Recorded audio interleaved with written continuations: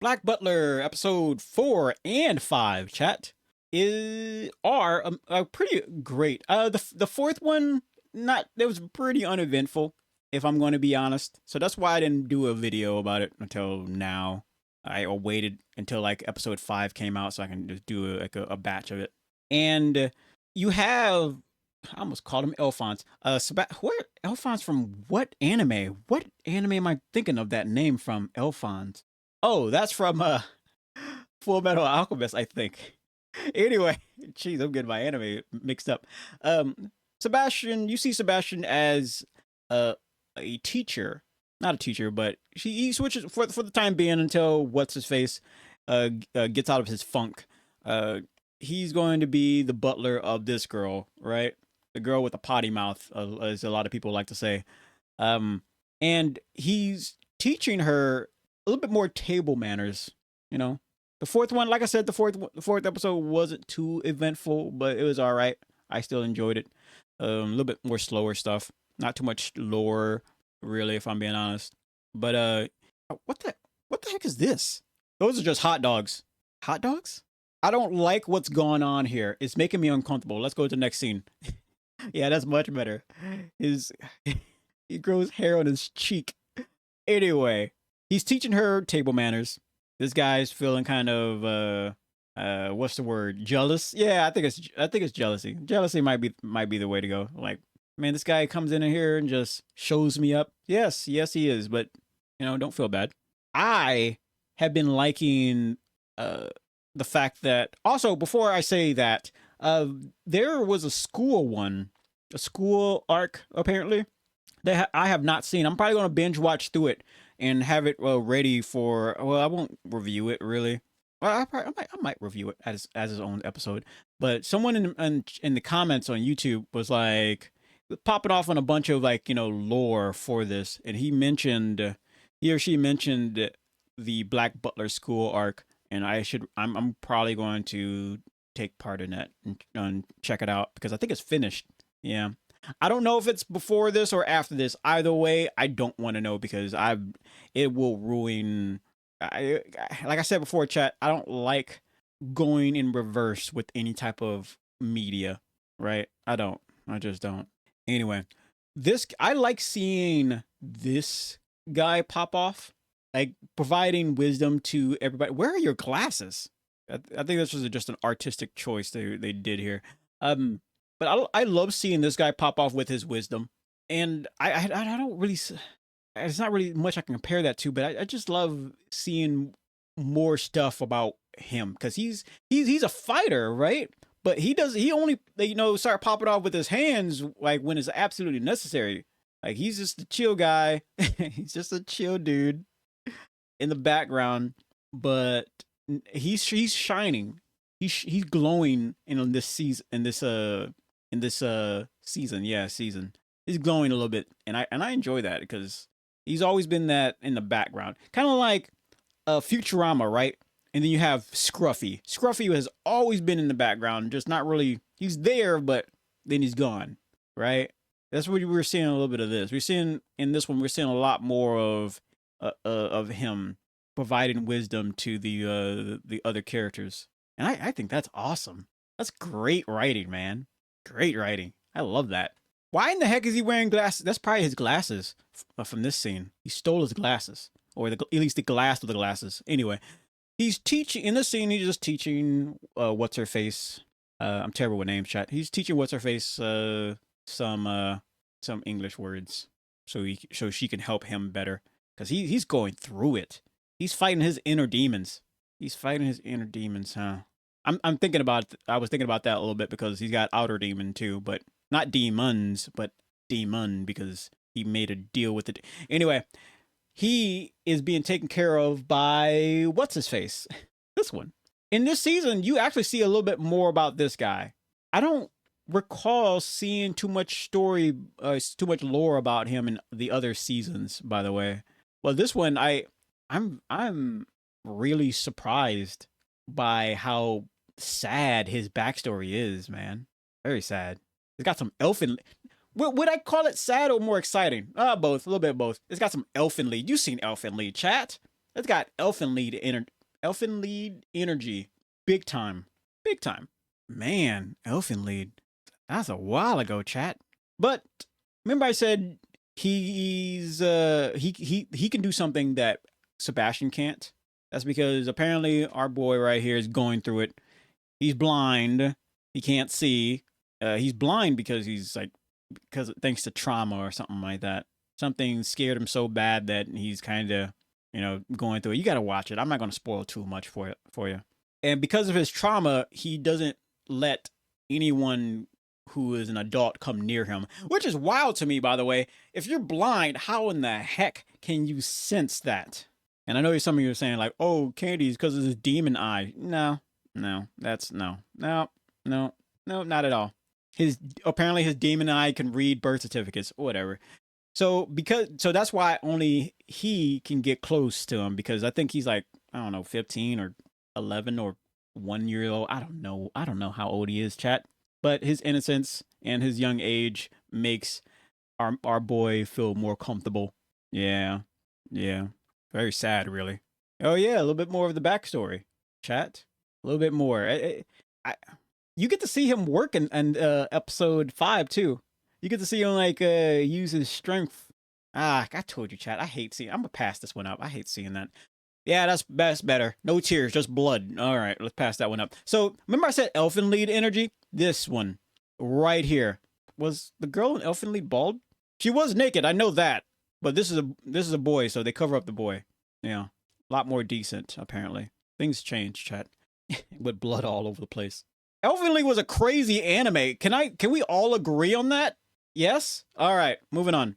It's like I keep coming back to Elfen Lied. So something happened. I really don't want to. I'm trying my best not to spoil anything for you, chat. But he manages to survive and get out of that. Get out of whatever situation a long time ago. That's what happened. Then we see a little bit of wolf action. Yeah, a little bit. The wolf shows up again, scratches our boy. He don't like that very well, and he does stuff. All right. They gave you a taste, chat, of this boy versus the wolf. They gave you a tiny teaspoon that makes you like, man, I want more. I want more. We might get more, who knows, but I want to see him pop off. Like just throw hands. Like if he hit Sebastian full force, right? Could he block it? I know Ed from Ed and Eddie would throw a house at Sebastian, probably knock him out. Yeah, I said it. I think Ed from Ed and Eddie, because it's Toon Force, man. That's probably because it's Toon Force. Whatever. Let's move on. This scene right here, they animated this scene so well that it went from 60 frames per second to like 120 frames per second. I can't show you because it's copyright, but they literally made it look like she was floating, and they made it look like she was floating not in a moving picture kind of way, but more in a flowy kind of way. They really did it with this. They probably blew like 1/3 of the budget on this scene right here. And then the mistake that a lot of people will make is that when they see something like this, they say, well, why can't this anime have that kind of, movement? Like, well, because it costs money. It costs money. But they I don't think I've seen an anime move so fluidly. I think they did that's 3D, right? They added 3D to this.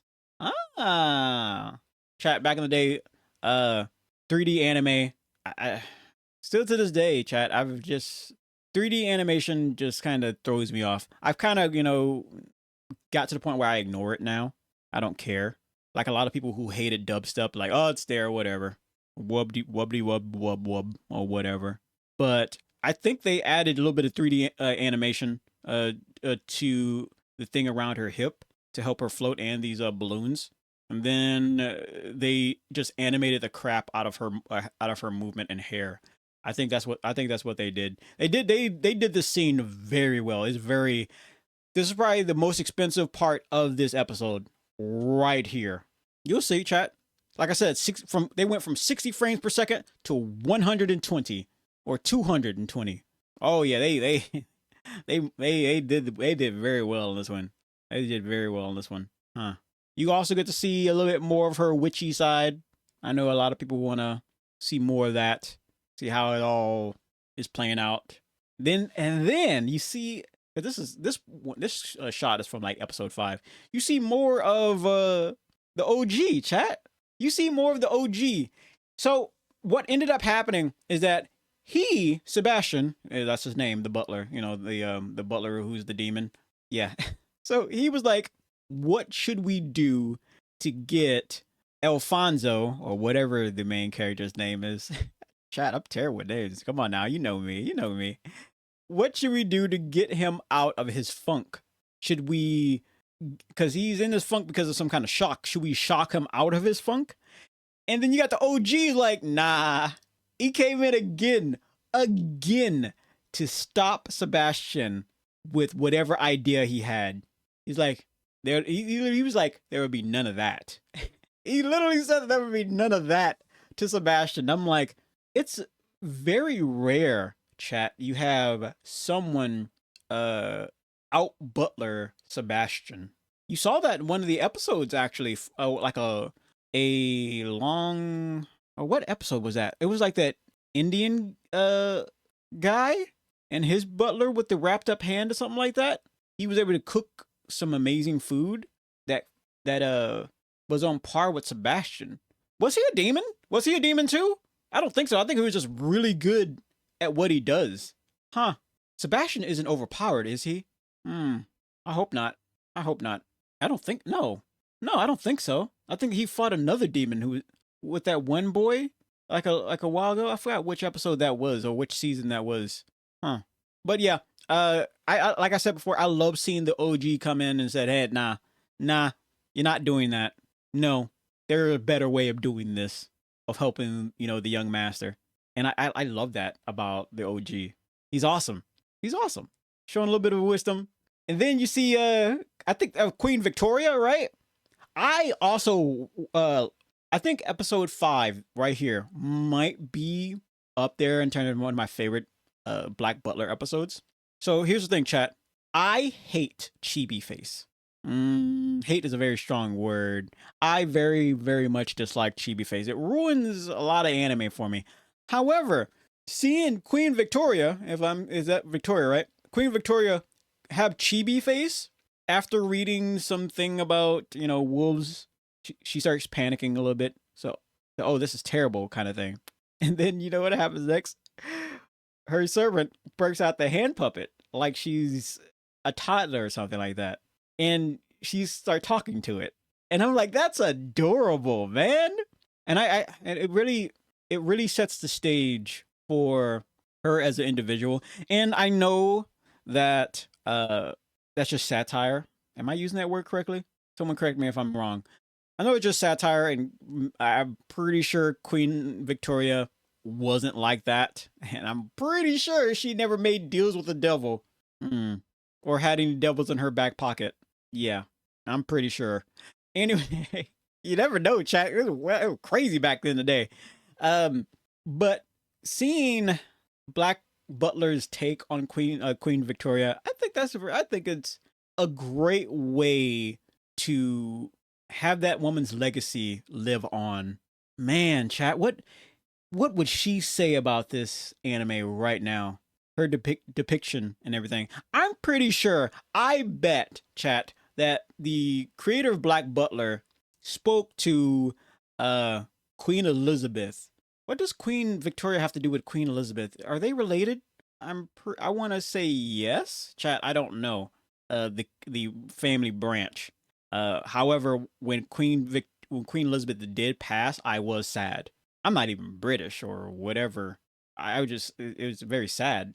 I did say who was going to pass first, Queen Elizabeth or Betty White. I had my money on Betty White.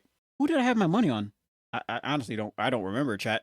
I think I had my money on Betty White outliving her. Yeah, I think so. I don't know, chat. I'm getting off topic. But you do see this character again. I'm very interested in this particular character, and how I think you know what? I doubt it, because a lot of the demons, like Sebastian, are you can really tell, thanks to just their air to them. But I would be surprised if he wasn't some type of demon. You know what? Now that I think about it, I'm gonna take that back because apparently this is a universe where magic exists, as we've seen in this scene right here. If magic exists, then pretty much anyone could be anything. All right. I would think so. If you got a freaking wolf man, you got a wolf man over here. You got a kid who was uh engineered in a lab to be very powerful, and then you got a demon wearing glasses. Anything is possible. Anything is possible. Anyway, chat. The episode 4 and 5 were a bit of a roller coaster. And if you're not like following this, I don't know what you're doing. This is one of the like, there wasn't too much action in this, but like I said before, they it's magical. Black Butler. Anyway, on with the rest of the show.